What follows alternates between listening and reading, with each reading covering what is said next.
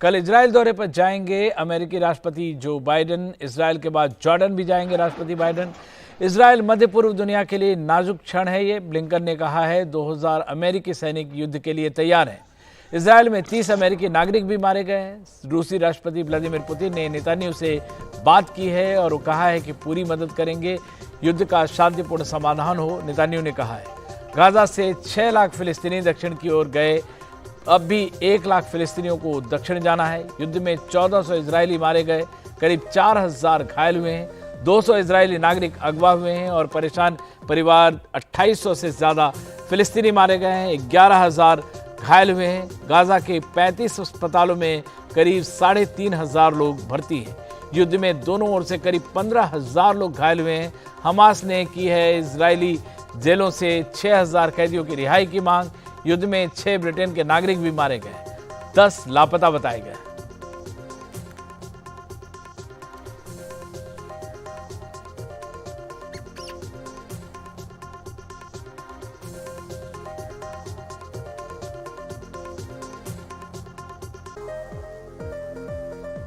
तो ये युद्ध लगातार भीषण होता दिख रहा है। इजरायल युद्ध के बीच अमेरिकी राष्ट्रपति जो बाइडेन कल इजरायल का दौरा करेंगे। इस दौरान वो इजरायल के प्रधानमंत्री बेंजामिन नेतन्याहू से भी बात करेंगे। इसके बाद बाइडेन जॉर्डन भी जाएंगे। इसकी जानकारी कल अमेरिकी विदेश मंत्री एंटनी ब्लिंकन ने तेल अवीव में दी। ब्लिंकन ने कहा कि राष्ट्रपति बाइडेन ने पहले भी कहा था कि इजरायल को हमास और अन्य आतंकवादियों से अपने लोगों की रक्षा करने और भविष्य के हमलों को रोकने का अधिकार है। अपने इस दौरे पर वो अपनी बात फिर स्पष्ट करेंगे। साथ ही उन्होंने कहा कि अमेरिका और इजरायल ने एक ऐसी योजना बनाई है जिस पर सहमति जताई है जो गाजा में मानवीय सहायता को आम नागरिकों तक पहुंचने में सक्षम बनाएगी। बता दें कि हमास के पहले हमले में 1400 से अधिक नागरिकों की जान गई है, जिसमें 30 अमेरिकी नागरिक हैं। और इजरायल दौरे पर जाने से पहले अमेरिकी राष्ट्रपति ने ट्वीट किया है। उन्होंने लिखा है कि हमास के बर्बर आतंकी हमले के बावजूद इजरायल के साथ एकजुटता दिखाने के लिए बुधवार को मैं इजरायल का दौरा करूंगा। इसके बाद मैं गंभीर मानवीय जरूरतों पर चर्चा करने के लिए जॉर्डन की यात्रा करूंगा, नेताओं से मिलूंगा और ये स्पष्ट करूंगा कि हमास फिलिस्तीनियों के आत्म निर्णय के अधिकार के लिए खड़ा नहीं है।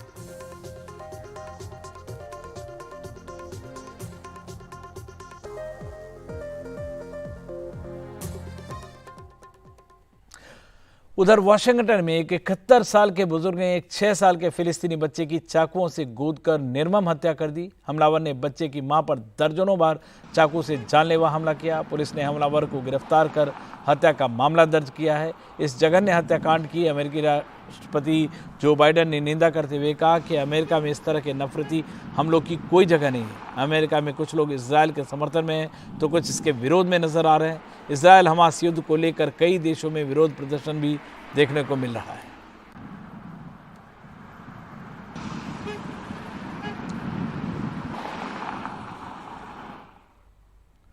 तो इजरायल गाजा युद्ध लगातार भीषण हो रहा है। दोनों तरफ आम लोगों में खौफ है। गाजा की हालत दिनों दिन बिगड़ती जा रही है। वहां के इतिहास पर एक नजर डालते हैं। बात करेंगे इजरायल गाजा युद्ध की। अब सबकी निगाहें इस बात पे टिकी हुई है कि इजरायल जो है गाजा में कब प्रवेश करता है, क्योंकि इजरायल ने कहा है कि वो गाजा को छोड़ेगा नहीं, नेस्तनाबूद कर देगा। हालांकि यूएन और बाकी जैसी संस्थाएं जो है वो इजरायल से अनुरोध कर रही है कि मानवीय पहलू को भी देखना जरूरी है। अब सबसे बड़ी बात यह है कि खौफ के साए में जो जिंदगी वहाँ के लोग जी रहे हैं उनके बारे में बात करना जरूरी है। तो सबसे पहले आपको बताते हैं कि किस तरह से लोग वहाँ पर रह रहे होंगे। करीब 22 लाख लोगों की बात करें तो गाजा जो है वो दुनिया की सबसे खुली जेल, ओपन जेल के रूप में उसको कहा जाता है कि ये दुनिया की सबसे खुली जेल है। वो किस लिए कहा जाता है, क्योंकि जो गाजा पट्टी का इलाका है वो उसकी यदि आप देखें, उसकी संरचना देखें, उसकी चौहद्दी देखें तो गाजा के दो तरफ इजराइल आता है। ये देख सकते हैं, दो तरफ इजराइल है और एक तरफ जो है इजिप्ट है और एक तरफ जो है समुंदर है। यानी गाजा के लोग केवल एक तरफ ही जा सकते हैं। 41 किलोमीटर लंबी और 12 किलोमीटर चौड़ी एक पट्टी है जहां पर कि इतने सारे लोग रहते हैं। गाजा में 22 लाख लोगों में 10 लाख लोग जो हैं 18 से कम उम्र के हैं। इनमें से 5 लाख जो है वो बच्चे हैं और बच्चों के जो है सेव द चाइल्ड फाउंडेशन के अनुसार इसमें से जो अधिक 5 लाख बच्चों में से आधे बच्चे जो हैं वो 5 लाख बच्चे डिप्रेशन के शिकार हैं, उनको अब बार बार आत्महत्या करने का विचार आता है। ये आंकड़े सेव द चिल्ड्रन फाउंडेशन की तरफ से हैं। 10 में से 6 लोगों को खाने पीने की वहां दिक्कत होती है। इसका मतलब गाजा में बाहर से भी खाना नहीं पहुंचाया गया तो लोग वहां पे भूखे मर जाएंगे। गाजा में आधे समय ही बिजली रहती है, यानी 24 घंटे में मुश्किल से 11 या 12 घंटे ही बिजली रहती है। अब तो वो बिजली भी खत्म हो गई है, क्योंकि अब हॉस्पिटल में भी बिजली नहीं है, ऐसा जो है रिपोर्ट्स कह रही हैं। तो सब कुछ वहां पर गाजा में ठप है, उल्टे। और जो है इजराइल ने कहा कि आप दक्षिण की तरफ जाइए, तो एक बहुत बड़ी संख्या में लोग जो है वहां से एक तरफ से दूसरी तरफ पलायन कर रहे हैं। नाकेबंदी की वजह से गाजा से वेस्ट बैंक में भी जाना काफी मुश्किल हो गया है। वेस्ट बैंक वो इलाका है जहां पर कि फिलिस्तीन जो है वो तादाद में है, लेकिन यहां से काफी दूर पड़ता है। दशकों पुराना है इजराइल और फिलिस्तीन विवाद। थोड़ा आपको इतिहास में ले जाते हैं। 1948 में गाजा जो था वो इजिप्ट का हिस्सा हुआ करता था। 1967 में 6 दिन की जो युद्ध चली अरब देशों के साथ इजराइल की, उसके बाद उस पर इजरायली कब्जा हो गया। लेकिन 1994 में ओस्लो एकॉर्ड होता है, ये सबसे महत्वपूर्ण है फिलिस्तीन और इजराइल के बीच जो विवाद है उसमें जो है फिलिस्तीन को गाजा दिया गया 1994 में।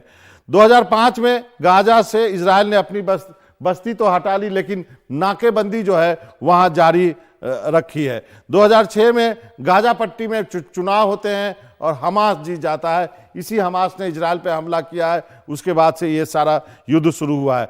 इसकी वजह से चूंकि हमास वहां जीत गया, इजराइल ने 2007 में नाकेबंदी जो की है गाजा की, उसको परमानेंट कर दिया, अस्थायी कर दिया है। इजराइल ने गाजा के लोगों को मिस्र की सीमा की तरफ जाने के लिए कहा है, दक्षिण की तरफ जाने के लिए यहां पे कहा कि इधर यहां के लोग जाएं। अभी तक जो है आपको बता दूं, मिस्र और गाजा का बॉर्डर जो है वो रफा है, जहां पे कि उनको जाने के लिए कहा गया है। रफा बॉर्डर पर मिस्र जाने का इंतजार कर रहे हैं लोग, क्योंकि अब यहां पे एक कंफ्यूजन की स्थिति हो गई है। चूंकि गाजा पट्टी में कोई सबल नेतृत्व नहीं है, तो लोगों को मालूम नहीं चल रहा है कि वो कैसे जाएं। वो पैदल में, गाड़ियों में, किसी तरह वहां से भाग रहे हैं। आम जनता काफी मुश्किल में है गाजा पट्टी के लोग, आखिर वो जाएं तो कहां जाएं। कई लोग ये कहते सुने गए हैं कि ये हमारा दोष है कि हम यहां क्यों पैदा हुए, हम क्या करें। तो ये थी गाजा की कहानी, जो आने वाले दिनों में इसी तरह ये चलता रहा नाकेबंदी तो काफी भयावह हो सकती है। और इसी गाजा पट्टी में सुरंगों का जाल है। इसी की मदद से हमास के आतंकी लगातार हमले करते रहते हैं। अब इन सुरंगों के जाल को खत्म करने की हर संभव कोशिश में इजराइल जुटा हुआ है। इन सुरंगों के बनने और इसके इस्तेमाल की पूरी कहानी बता रही है हमारी सहयोगी नीता शर्मा। आज मैं आपको गाजा के टनल्स के बारे में बताने जा रही हूँ। ये टनल्स हमें वियतनाम के टनल्स के बारे में याद दिलाते हैं। 1960 के दशक में इन जो वियतनाम के टनल्स थे, उन्होंने अमेरिकी सैनिकों के लिए काफ़ी मुश्किलें जो हैं वो खड़ी कर दी थी। दरअसल जो गाजा स्ट्रिप है वो बहुत ही पतला इलाका है। वो एक तरफ से इजराइल, दूसरी तरफ से मिस्र और तीसरी तरफ से मेडिटेरेनियन सी से घिरा हुआ है। कुल मिला के 365 किलोमीटर का ये इलाका है। अगर हम इसकी लंबाई की बात करें तो ये 40 किलोमीटर लंबा है और 12 किलोमीटर के आसपास चौड़ा है। आबादी की अगर हम बात करें तो 20 लाख के आसपास इस गाजा पट्टी की आबादी है। और यहाँ पर शहर के बीचों बीच अगर हम बात करें गाजा शहर की, तो यहाँ पर 7 लाख लोग जो हैं वो रहते हैं। इनमें से 80% लोग ऐसे हैं जिनकी उम्र जो है 18 साल से कम है। पिछले 4-5 दिनों से इजराइल जो है वो गाजा पट्टी पे हमला करने की कोशिश कर रहा है, लेकिन उसकी काफ़ी जो कोशिशें हैं वो नाकाम हो रही हैं, सिरे पे नहीं चढ़ रही हैं। इसके पीछे वजह यही है कि जो टनल्स, जो सुरंगें गाजा स्ट्रिप के नीचे जो हैं, वो पूरा का पूरा एक शहर जो है, दूसरा शहर जो है वो बसा हुआ है। ये शहर ऐसा है जो आपस में जुड़ा हुआ है। जानकारी जो वहाँ से छन कर सामने आ रही है उसके मुताबिक ये जो टनल्स हैं यहाँ पर जितने ये जो लोगों को अपहरण किया गया है, फॉरेनर्स का अपहरण किया गया हमास द्वारा, इनमें से ज़्यादातर इन टनल्स में छुपाए गए हैं। यही नहीं, अगर हम असला बारूद की बात करें, मिसाइल्स हो गए, रॉकेट्स हो गए, ये जो हमास के आतंकी हैं वो यहाँ पर स्टोर करते हैं। बड़े बड़े वॉर हाउसेज, स्टोरेज हाउसेज हैं यहाँ पर, जहाँ पर ये सारी वेपनरी उन्होंने जो है वो छुपाई हुई है।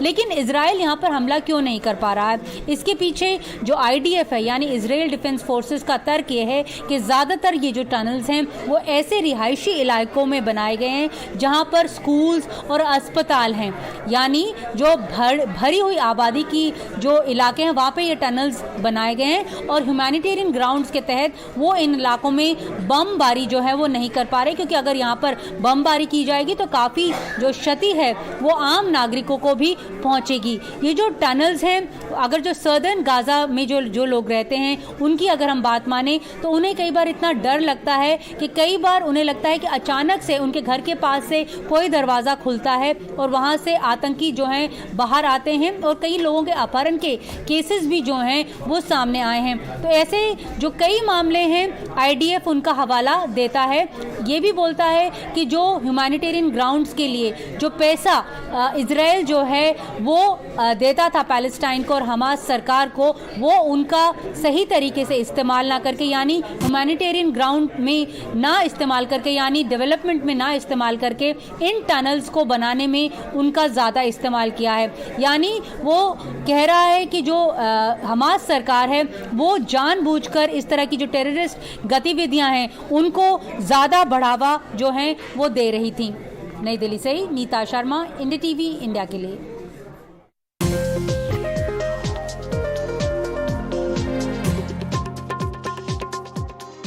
आज सुप्रीम कोर्ट में बड़ा फैसला आ सकता है। समलैंगिक शादियों को कानूनी मान्यता दिए जाने पर की मांग पर संविधान पीठ आज फैसला सुनाएगा। CJI DY चंद्रचूड़ की अध्यक्षता वाली संविधान पीठ में justice Sanjay Kishan Kaul, justice S Ravindra Bhat, justice Hima Kohli और जस्टिस PS नरसिम्हा शामिल हैं। सरकार ने मामले में याचिकाओं का विरोध करते हुए कहा है कि ये मसला विधायिका के अधिकार क्षेत्र में आता है और कोर्ट ने इसमें दखल नहीं देना चाहिए। सरकार का कहना है कि समलैंगिक शादियों को मान्यता मिल जाने के बाद तलाक, संतान गोद लेने और अलगाव की स्थिति में पत्नी और बच्चों के भरण पोषण की जिम्मेदारी से जुड़े तमाम कानूनों को लागू करने में दिक्कतें आएंगी।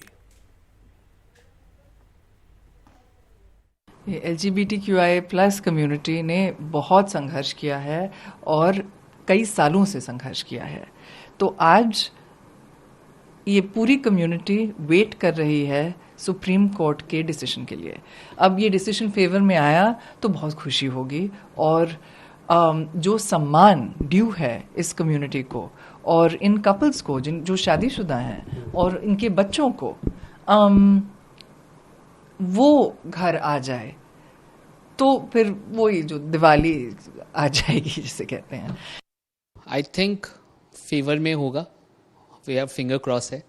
तो आई थिंक पॉजिटिव चीज़ के लिए ही हम लोग फाइट कर रहे हैं। I think every citizen India के सबको इक्वल राइट्स होनी चाहिए। It's about the fundamental rights.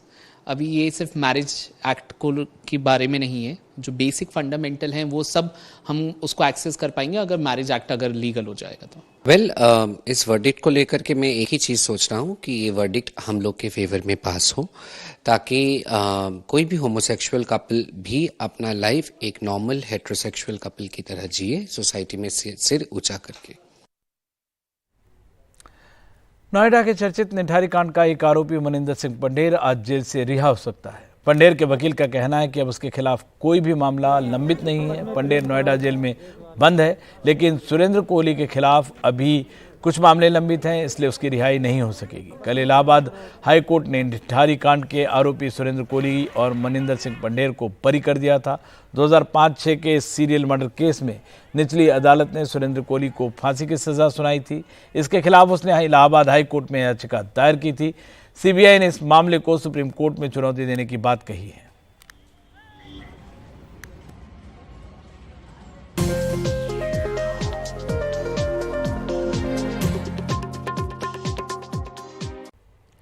पैसे लेकर संसद में सवाल पूछने के आरोप में घिरी टीएमसी सांसद महुआ मोइत्रा को लेकर बीजेपी सांसद निशिकांत दुबे ने आज एक और चिट्ठी लिखी है। कल लोकसभा अध्यक्ष को चिट्ठी लिखने के बाद निशिकांत दुबे ने आईटी मंत्री अश्विनी वैष्णव को लिखा है खत। महुआ मोइत्रा लॉगिन और आईपी एड्रेस की जांच हो, लोकसभा से जुड़े अकाउंट के लॉगिन की जांच हो, देखे कि जहां वो नहीं थी वहां से लॉगिन तो नहीं हुआ है। महुआ पर दर्शन हीरानंदानी को अपने अकाउंट का एक्सेस देने का आरोप है। इसके गंभीर दुरुपयोग का अंदेशा भी जताया गया है।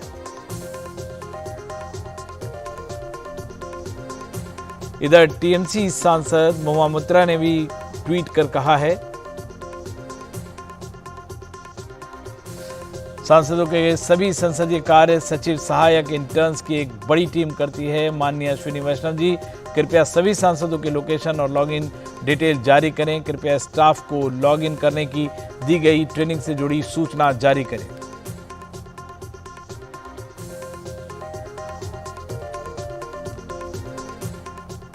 वहीं अदानी समूह ने एक बयान जारी कर कहा है कि महुआ मोइत्रा के खिलाफ सीबीआई में की गई शिकायत उसके रुख की पुष्टि है कि कई ताकतें समूह को बदनाम करने की साजिश कर रही हैं।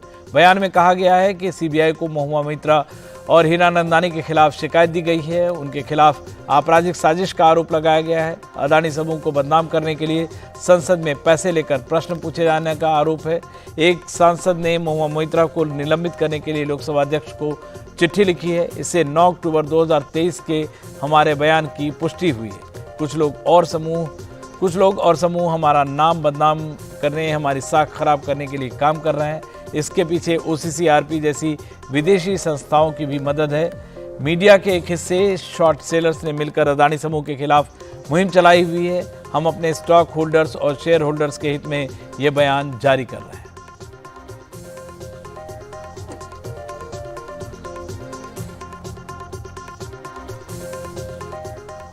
और मध्य प्रदेश की अजब गजब सियासत। यहाँ सभी दलों के नेता परिवारवाद के खिलाफ तो पानी पी पी कर बोलते हैं, लेकिन हकीकत यह है कि राज्य में सभी बड़े दल परिवारवाद को पालते पोसते हैं। बीजेपी की पहले 4 लिस्ट आ चुकी है, जिसमें कई नेताओं के परिजनों को जगह मिली है। तो कांग्रेस की पहली लिस्ट आई तो हालात कुछ ऐसे ही दिखे। नेता पुत्र या परिजन भी इस लिस्ट में हावी रहे।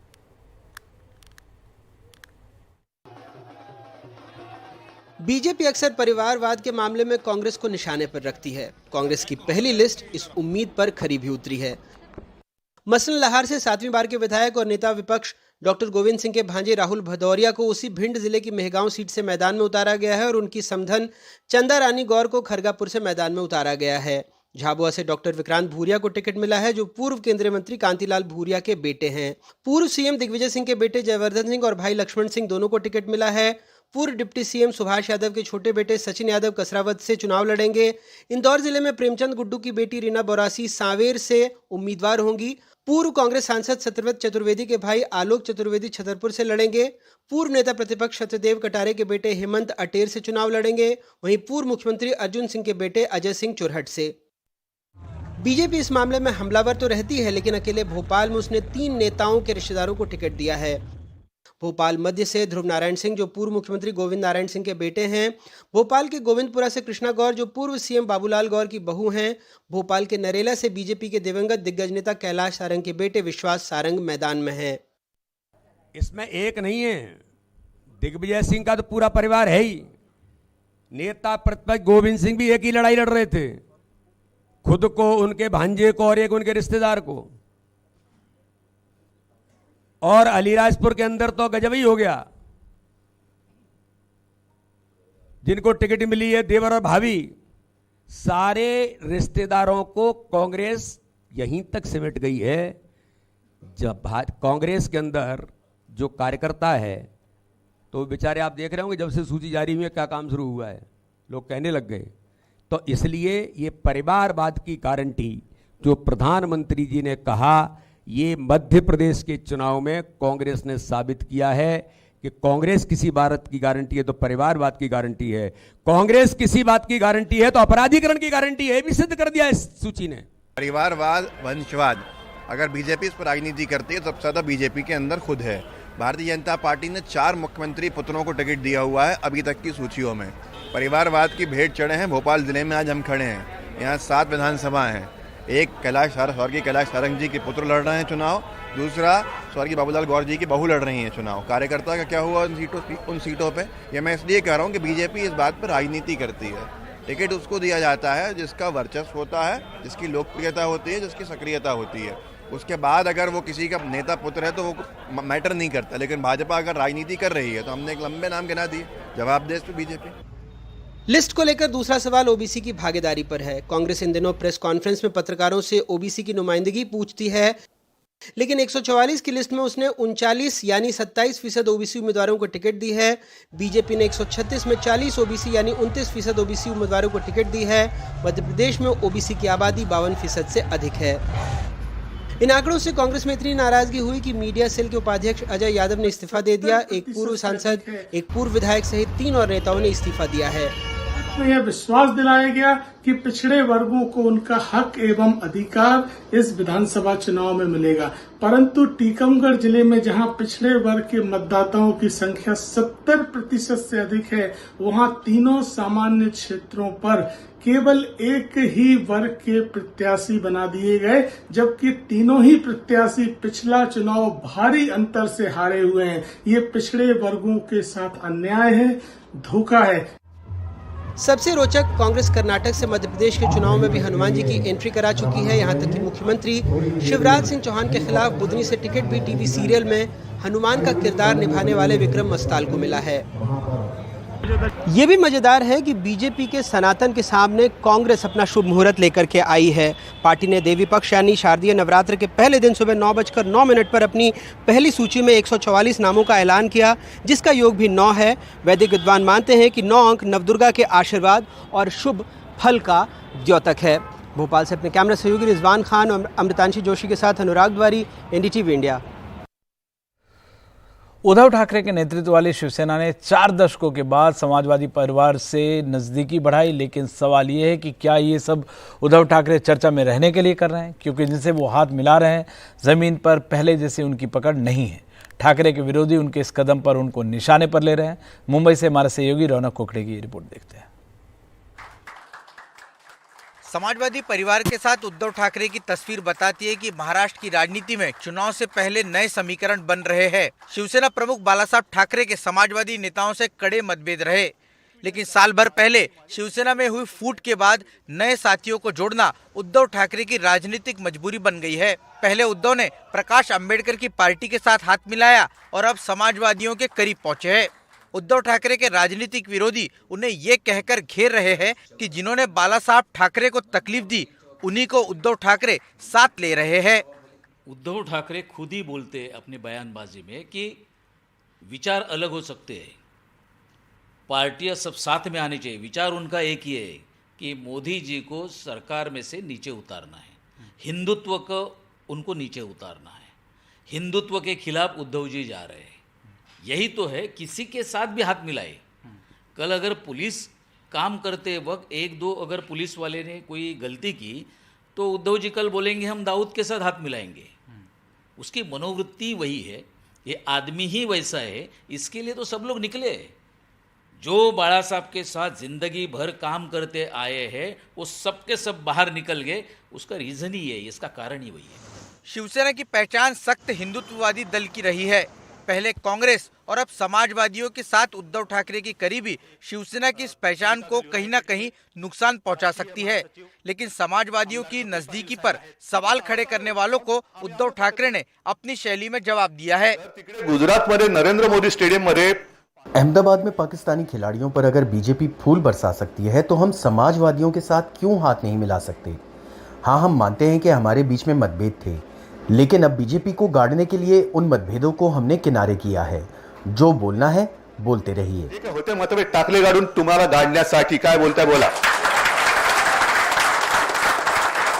4 दशक पहले तक समाजवादियों की जो पकड़ है जमीन पर, वो जिस तरह की होती थी वैसी स्थिति फिलहाल महाराष्ट्र की राजनीति में उनकी नहीं है। बावजूद इसके उद्धव ठाकरे ने समाजवादी परिवार के साथ जो हाथ मिलाया है, इसका राजनीतिक फायदा उनको कितना होता है ये तो आने वाला वक्त ही बताएगा। मुंबई से कैमरा पर्सन राजेंद्र दयालकर के साथ रौनक कुकड़े, एनडीटीवी इंडिया के लिए।